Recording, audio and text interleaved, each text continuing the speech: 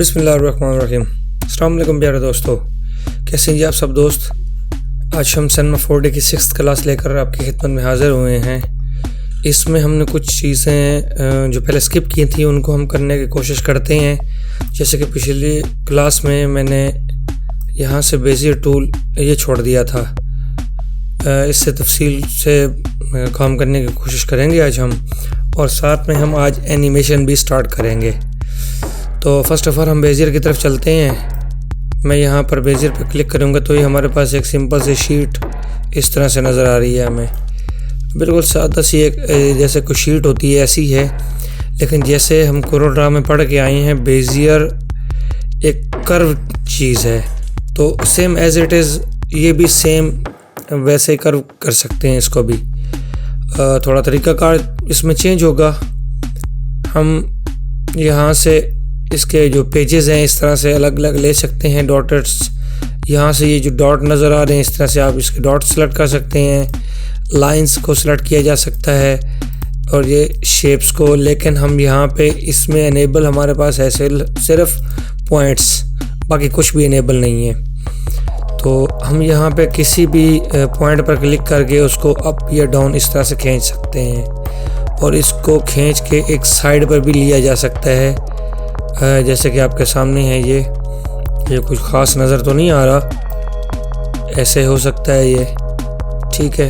ये अंदर से इस तरह से बनेगा पाइप टाइप। इस तरह से आप इसको ना सिमुलेट कर सकते हैं किस्म का। जैसे हमारे पास कुछ शेप को हम किसी भी तरफ को खींच सकते हैं, ये वैसे वर्क करेगा हमारे पास। तो ये इसकी जो लचक है ये काफ़ी सारे कामों में, हमें काफ़ी सारी चीज़ों को बनाने में हमारे पास काम देगी। जैसे हम बेजियर टूल के थ्रू कोरोड्रा में अपनी शेप्स वगैरह को बना लेते हैं, सेम यहाँ पे भी वही प्रोसेस किया जा सकता है, ठीक है। ये चीज़ है ये बेजियर। मैं इसको यहाँ से डिलीट करता हूँ और दोबारा से बेजियर लेता हूँ, और अब हम कुछ इसको चेंज करके देखते हैं कि किस तरह से हमने इसके ऊपर वर्क करना है। फर्स्ट ऑफ ऑल मैं यहाँ से ये मॉडल टूल लूँगा, ये पूरा मॉडल सेलेक्ट हो गया, इसको अप लेके आता हूँ। फिर हम यहाँ से पॉइंट्स लेंगे और इस पॉइंट को पकड़ के यहाँ से आपने ये मूव टूल लेना है, तो इसको खींच के आप आगे लेके जाएं, या आप जितना चाहें इसको खींच सकते हैं। और यहाँ से इस शेप को आप सेलेक्ट करके किसी भी तरफ को इधर भी खींचा जा सकता है और इधर भी, ठीक है। यहाँ पे देखें एरोप्लेन की थोड़ी बहुत शक्ल बन रही है। इस तरह से आप इसके ऊपर वर्क करके कुछ भी बना सकते हैं।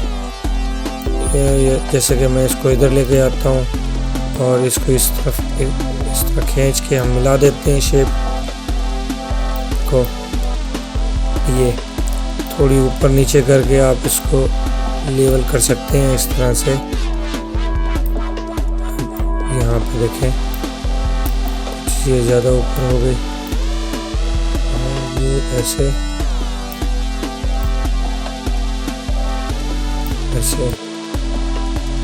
ये बहुत बारीक बिनी का काम है, बहुत लचक है इसमें। आप अपनी कोई भी शेप इस तरह से बना के उसके ऊपर वर्क कर सकते हैं। जैसे कि ये बन गई शेप सिंपल सी, आप इस तरह से इसके ऊपर वर्क कर सकते हैं। ये 1 बाय 1 पेज पॉइंट सिलेक्ट होते हैं, इसमें दोनों एक टाइम में इस तरह से सिलेक्ट नहीं होते। अलबत्ता आप इसको मैश करके फिर इसके ऊपर वर्क कर सकते हैं तो वो हो सकता है, ठीक है। अच्छा, अब हम कुछ आगे चलते हैं। आज हम जाएंगे इधर क्या कहते हैं इफ़ेक्ट टूल में। ये इफ़ेक्ट्स हैं हमारे। हम ये फर्स्ट ऑफ ऑल पढ़ेंगे अरे टूल को। मैं यहाँ से बॉक्स ले लेता हूँ और यहाँ पे मैं एक अरे ले लेता हूँ। इसके अंदर इसको क्लिक करते हैं और यहाँ पे आप क्लिक करके जब इसको बाहर की तरफ ये साइज़ इसका खींचेंगे तो ये बड़ा या छोटा हो सकता है। और इसको अगर हम क्यूब को पकड़ के यहाँ से मूव करेंगे तो सिंगल सिलेक्ट है तो सब मूव करेंगे इसके साथ साथ। सॉरी, ये सिलेक्ट करना था, दिस? ये मूव नहीं कर रहा। मैं दोबारा से ले लेता हूँ। सिलेक्शन में असल में वो ऐसे आ रहा था। यहाँ से रे टूल लेंगे, इसको इसका चाइल्ड बना लेंगे। अब मूव करके देखते हैं। हाँ जी, ये मूव नहीं होगा। इसकी मूवमेंट तो यहाँ से है, इसका रेडियस यहाँ से बढ़ाया जा सकता है, वो रेडियस इसका लॉक है। तो एम्पलीट्यूड है, इसको भी आप बढ़ा सकते हैं इस तरह से। ठीक है, कॉपीज इसके साथ हैं तो बढ़ा के आप ज़्यादा कर लें, कम कर लें, जितनी आपको चाहिए। और यहाँ से क्यूब के ऊपर जो वर्क करेंगे वो भी आपका जो है यहाँ पे ये देखें इस तरह से हो जाएगा। अच्छा, ये अरे टूल है तो अरे में बहुत सारा काम और भी है। ये जैसे फ्रीक्वेंसी है, इसको भी बढ़ाया कम किया जा सकता है। यहाँ पे मेन चीज़ें ये एम्पलीट्यूड है और ये इसका साइज़ है। रेंडमली आप इसको अप डाउन करके चेंज कर सकते हैं। ठीक है, ये रेडियस यहाँ पे मैं इसको कर देता हूँ 500 और ये जो एम्पलीट्यूड 0। तो बिल्कुल सेट हो गया, रीसेट हो गया। इस तरह से आएगा ये। ठीक है, अब ये काम आप इसके अलावा किसी भी चीज़ के ऊपर यहाँ पे शेप लेके उसके ऊपर कर सकते हैं। तो यानी ये अरे टूल था। अब हम नेक्स्ट अरे को मैं यहाँ से रिमूव कर देता हूँ। ये क्लिक किया, ये कहाँ आ गया? मैं यहाँ पे ले लेता हूँ अब नेक्स्ट ऑटम अरे। ऑटम अरे हम पहले पढ़ चुके हैं, शायद आपको याद होगा। मैंने आपको एक वायर्स वाला बनाने का तरीका बताया था। ऑब्जेक्ट जैसे तारों का बना हुआ कोई जाल होता है, उस तरीके से मैंने ऑटम अरे आपको पढ़ाया था। ये देखें, ये सेम वही चीज़ है। अब इस तरह से आप इसके ऊपर जितना वर्क करेंगे, यानी मैंने यहाँ क्यूब लिया, क्यूब में मैं इसके सेगमेंट बढ़ाता हूँ तो ये भी बढ़ जाएंगे, ये और ये। ठीक है, इसको मैं कर देता हूँ 5 और 5 ताकि सब एक जैसे हो जाएं। और इसके आप फिलेट है 40 सेंटीमीटर है तो मैं इसको कर देता हूँ जी 10, बहुत है ये। तो ये कुछ इस तरह से नज़र आएगा। ये यानी आप इस तरह से वो क्यूब के ऊपर भी वर्क कर सकते हैं और किसी भी शेप के ऊपर कर सकते हैं। ये 2 सेंटीमीटर है, मैं इसको 0.5 और ये नीचे 0.5 का रेडियस दे देता हूँ। ये रेडियस अब हाइड हो जाएगा, नज़र नहीं आएगा, क्योंकि दोनों का जो साइज़ है इस रेडियस का भी सेम वही हो गया। और अगर मैं इसको 1 कर देता हूँ 1 सेंटीमीटर तो रेडियस फिर नज़र आना शुरू हो जाएगा। जो सब डिवीज़न है मैं इसका 20 कर देता हूँ तो ये और शार्प नज़र आएगा और सॉफ्ट से नज़र आएगा शार्प एजेस की बजाय। और अगर मैं इसको 5 कर देता हूँ तो ये देखें, ये क्या कहते हैं, इसको नुकरें नज़र आना शुरू हो गई। और अगर इनको मैं यहाँ से 2 कर दूँ तो ये देखें जस्ट 2 पॉइंट है, यानी ये क्यूब बन गया। तो ये जितना आप इसको बढ़ाना चाहते हैं यहाँ से उसके सब डिवीज़न बढ़ा दें।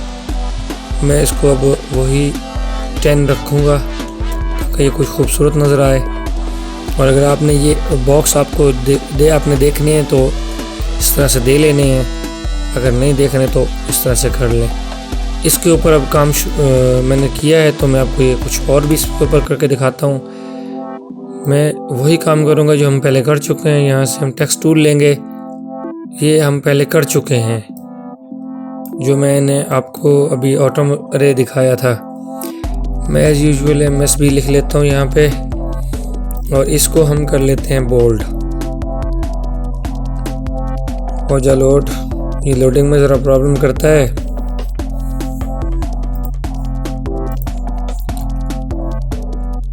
कम ऑन,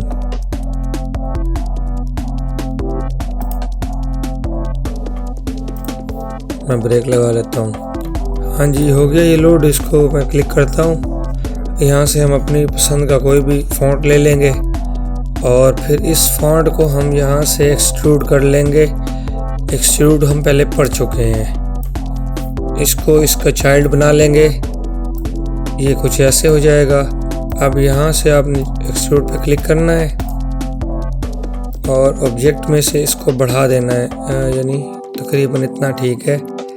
और कैप्स ले लेना है जी, फिलेट कैप्स, यहाँ से फिलेट कैप्स और ये 5 और यहाँ से इसको कर लेते हैं जी 10 और ये 5 और यहाँ से ये 10। यहाँ से आप इसको सिंगल ऑब्जेक्ट भी सिलेक्ट कर सकते हैं। डिस्प्ले को कोऑर्डिनेट करेंगे तो ये आपको नज़र आ जाएगा। यहाँ से कोऑर्डिनेट कर लें ताकि हमारे जो है ना इसका फ्रेम बहुत अच्छा बन जाए। ये काम हम बाद में भी कर सकते हैं, मैं पहले इसलिए कर रहा हूँ ताकि आपको इस चीज़ का जो पता है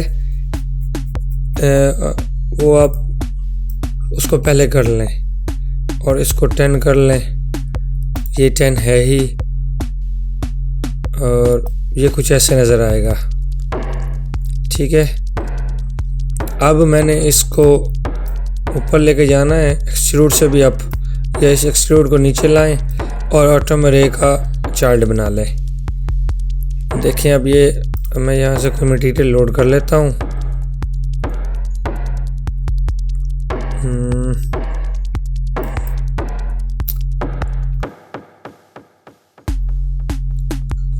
इसमें से कर लेते हैं, ये मटेरियल्स हैं मेरे पास, मैं इनमें से कोई अप्लाई कर लूँगा इसके ऊपर, या यहाँ पे ड्रैग करके इसके ऊपर अप्लाई कर दें और यहाँ से व्यू बॉर्डर शेड्स करेंगे तो ये कुछ ऐसे नज़र आएगा। बहुत खूबसूरत सा फ्रेम बन गया ये। और ये चीज़ आप पहले पढ़ चुके हैं, मैंने आपको ये अपने वीडियोस में पहले बता चुका हूँ। अब इसके ऊपर मज़ीद भी काम किया जा सकता है, यानी मैं इसकी लाइंस को थोड़ा दूर कर लेता हूँ। ज़रूरी नहीं है इसको इसके अंदर फंसा के रखना है हमने, ये इस तरह से इसमें वक्फा भी आ सकता है। अब यहाँ पे इसके एक्सट्रूड को भी आप बढ़ा सकते हैं, कम कर सकते हैं, यानी ये पूरा हमारा इस तरह से होगा। ये जितना चाहे आप इसको करते हैं, शॉर्ट कर लेता हूँ। और यहाँ से ये flip to normal, flip horizontal, caps lock तो हो गया। ये 5 हैं तो आप यहाँ से 3 कर लें, ये और गहरे हो जाएंगे। देखें कितना खूबसूरत इफेक्ट इसके ऊपर आया। ये ऑटम अरे था। आई होप कि आपको इसकी समझ आ गई होगी। ये यानी इतना वो क्या कहते हैं, ज़्यादा यूज़ होने वाला तो नहीं है, मगर एक बहुत पावरफुल सा टूल है। आप इसके ऊपर अपनी मर्ज़ी से जो चेंजिंग करना चाहें कर सकते हैं। ये 0 करूँगा तो ये देखें करीब हो जाएगा। अच्छा, एक मुझे कह रहे थे दोस्त के पहले आप टेक्स्ट टूल और तरीके से यूज़ करते थे, अब और तरीका निकाल लिया। तो दूसरा जो तरीका है वो हम पहले पढ़ चुके हैं, इसलिए मैंने आपको नया तरीका बताया है।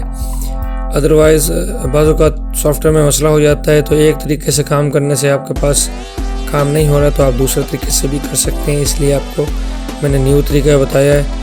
अदरवाइज़ नया तरीके के अलावा आप पुराना तरीका भी यूज़ कर सकते हैं। मैं आपको फिर से बता देता हूँ वो तरीका।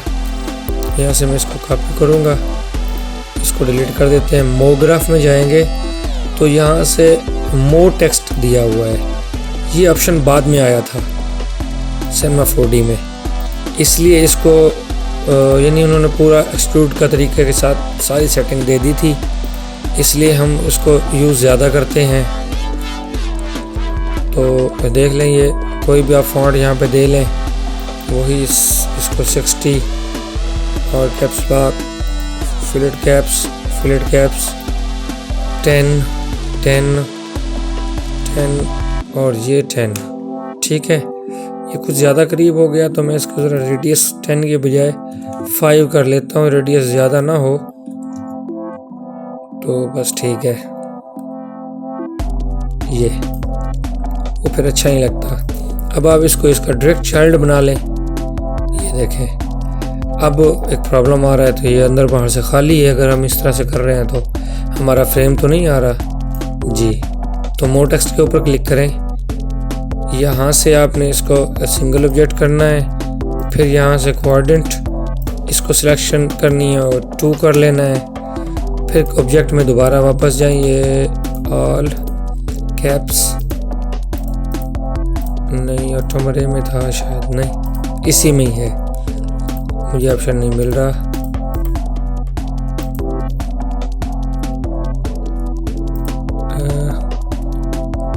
हाँ पूरा तो बन गया है, और मैं क्या ढूंढ रहा हूँ। ये इसके स्टेप्स हैं, पूरे हो गए। ये पूरा इस तरह से नज़र आएगा। ये मैंने 2 कर दिए तो ज़्यादा गहरे हो गए। मैं यहाँ से 5 करूँगा तो ये ज़रा हल्के हो जाएंगे। इसका ये ऑप्शन भी है। आपने इसको एम्बॉस ज़्यादा नहीं करना तो कम कर दें, यहाँ से हटा दें। और हाँ ये सब डिवीज़न है। ये यहाँ पे जो है ना, ये वायर ये आपने बढ़ानी है। मसलन मैं यहाँ पे 10 देना चाहता हूँ ऊपर की तरफ, तो ये इस तरह से आ जाएगा। ये इसमें सारी चीज़ें एक जैसी नहीं है, सब डिवीज़न कहीं पे कम किया जा रहा है तो कहीं पे ज़्यादा किया जा रहा है। इसलिए कुछ थोड़ा ना प्रैक्टिस की ज़रूरत है। आप प्रैक्टिस करेंगे तो फिर समझ जल्दी आ जाएगा, अदरवाइज़ थोड़ी दिक्कत होगी।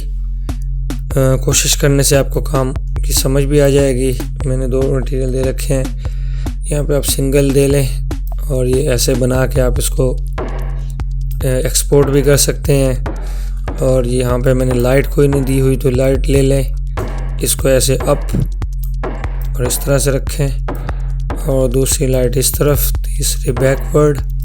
और इन तीनों लाइट्स को सेलेक्ट करके मैं यहाँ से लेता हूँ जी शेडो, और क्लिक करके यहाँ से शेडो मैप्स सॉफ्ट।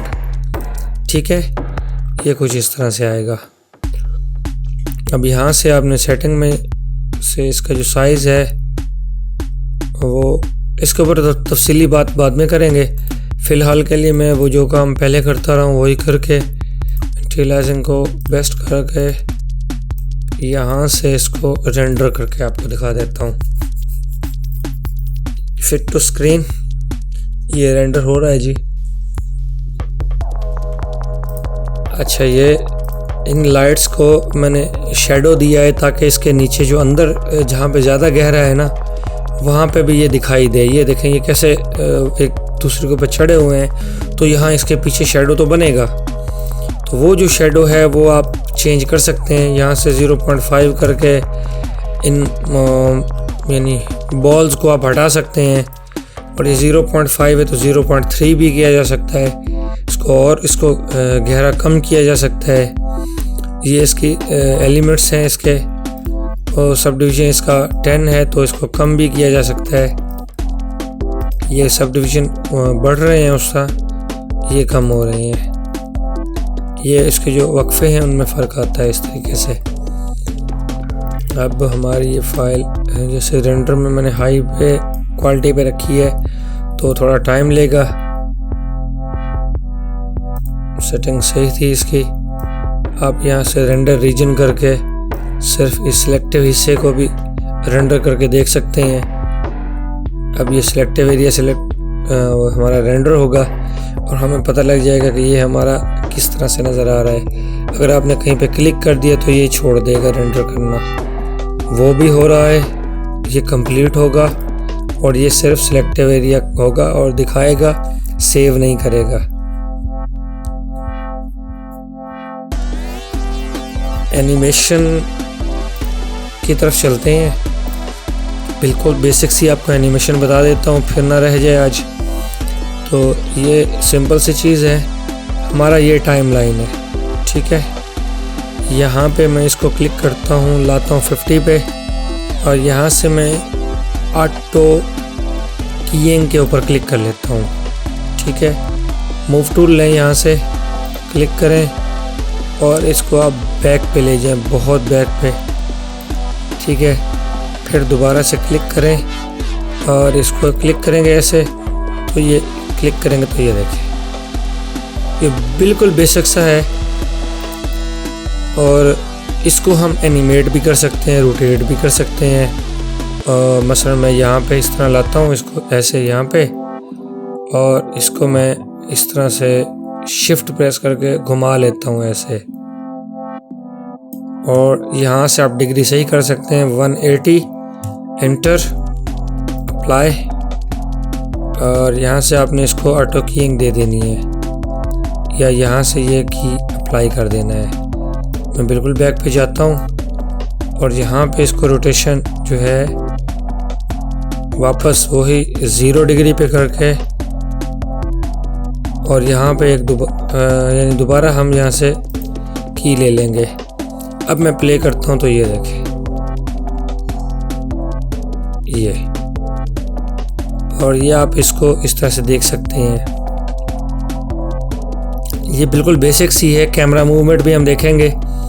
अभी तो हम एक चीज़ को इस तरह से रोटेट कर रहे हैं और अगर मैं बिल्कुल इससे थोड़ा हट के करना चाहूँ, मसलन मैं यहाँ से न्यू फाइल ले लेता हूँ फ़िलहाल और एक बॉक्स ले लेता हूँ ऐसे सिंपल सा। और यहाँ से सिंपल सा आप ऐसे करें, ऑटो कीइंग ले लें, इसको ड्रैग करके कहीं पे भी आप 70 पे रख लें और ऐसे घुमाएं, फिर ऐसे घुमाएं और इसको बैक पे ले जाएं, इसको इधर घुमा लें, ये कुछ ऐसे हो जाएगा। पीछे ले जाते हैं, अब आप इसको इधर ले जाएं, ठीक है। अब इसको स्टॉप करें और यहाँ से आप बैक पे जाएं, 0 पे प्ले करके देखें, ठीक है। ये पूरा आपका जो की फ्रेम होगा वो पूरा इस तरह से आ जाएगा। और कलर अप्लाई करना, ये वो चीज़ें तो हम बाद में करेंगे। सिंपल से एनिमेशन की जो चीज़ है वो मैं आपको बता चुका हूँ। अब हमारा ये रेंडर कहाँ तक पहुँचा, अभी हो रहा है रेंडर 45% पे है। अब इसको आप यहाँ पे अगर किसी की फ्रेम पे लाते हैं, यहाँ पे आते हैं, इसको ऊपर ले जाते हैं और यहाँ से इस की फ्रेम दे देते हैं ऐसे और बैक पे जाते हैं तो ये कुछ इस तरह से मूव करेगा। और अगर ये हम हटा देते हैं क्लिक करके तो हमें की फ्रेम नज़र नहीं आएगा। अब मैंने 70 तक इसको रखा था की फ्रेम को, यहाँ पे क्लिक करके आप की फ्रेम देख भी सकते हैं। 70 पे हमारा की फ्रेम लास्ट था। अब मैं 90 पे आके इसको मूव करके इस तरह से बिल्कुल 0 पे लाता हूँ। हम चाहते हैं इसको ये वापस भी आ जाए, तो बेशक आप यहाँ से 0 0 इसकी पोजीशन कर दें और अप्लाई कर दें, यहाँ से की फ्रेम ले लें, ये की फ्रेम आ गया। अब मैं बैक करूँगा इसको और यहाँ से आप इसको ये प्ले करके देख सकते हैं। अब देखें, ये इस तरह से किसी भी चीज़ को आप यहाँ पे मूव कर सकते हैं। ज़रूरी नहीं ये क्यूब देना है। मैंने आपको टेक्स्ट भी करके दिखाया है, वो भी आप कर सकते हैं। मैं इसको क्लोज कर देता हूँ और इसका जो टेक्स्ट है, आज वाला वर्क है, इसको मैं आपको फाइल इसकी दे दूँगा। मैं इसको सेव भी कर लेता हूँ बिल्कुल डी ड्राइव में C4D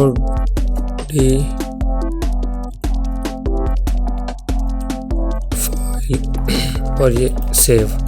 आपको ये फाइल और ये सब जो डाटा है इस तरह से एनिमेशन वगैरह सब साथ में मिल जाएगा। आप वहाँ से इसको देख सकते हैं। मेरा ये जो रेंडर है ये बहुत टाइम ले रहा है। असल में मैंने इसको हाई लेवल में कर दिया था, इसलिए ये टाइम ज़्यादा ले रहा है। इसका ग्लोबल इल्यूमिनेशन और एम्बिएंट ओक्लाइन दोनों मैं रिमूव कर देता हूँ और देखते हैं हो रहा है या नहीं। हो रहा है जी। असल में ये अभी बहुत हाई लेवल में हो रहा है। मैं यहाँ से स्टॉप करके दोबारा इसको रेंडर पे लगाता हूँ ताकि ये जल्दी से हो जाए। अब इसका रिज़ल्ट वैसे तो नहीं होगा, हाँ जी, ये तो बहुत पीछे खड़ा था इसलिए ऐसे आ रहा है। उसकी पोजीशन यहाँ पे ये, अब मैंने इस तरह से इसको घुमा लिया। ये की फ्रेम ले लेता हूँ ऐसे। अब देखिए इसको प्ले करके, ये देखिए जिस तरह से ये, तो इसको मज़ीद बहुत ज़्यादा तरीके से इसको मज़ेदार बना सकते हैं। ये इसको ये ऐसे रोटेशन दोबारा सीधी करें, ये इस तरह से, यानी ये 0 कर दें, अप्लाई कर दें और अब इसको आप यहाँ पे नए न्यू की फ्रेम दे दें, फिर बैक करके प्ले करके देखते हैं ऐसे ऐसे। अब ये बिल्कुल इस तरह से यहाँ पे मैं इसको रेंडर करता हूँ ऐसे, ताकि हम वो रेंडर का रिजल्ट भी देख लें। वीडियो रेंडर का मैं आपको कल से बताऊंगा कि अगर हम वीडियो को इसको बना के रेंडर करेंगे तो उसका क्या तरीका है, क्या सेटिंग है, और हम कल इसका जो है ये मटेरियल भी बनाना सीखेंगे। ये देखें, लाइट इफ़ेक्ट देंगे तो ये चीज़ें आपको वाज़ेह नज़र आएंगी, अगर नहीं दिए होंगे तो फिर प्रॉब्लम हो सकती है। आज के लिए इतना ही काफ़ी है। मेरे चैनल को सब्सक्राइब करें, लाइक करें, शेयर करें इसको अपने दोस्तों में जो सिनेमा 4D सीखना चाहते हैं, उनको बताएं इस क्लासेस के बारे में। और I am very thankful to you. Thank you for watching and अल्लाह हाफिज़।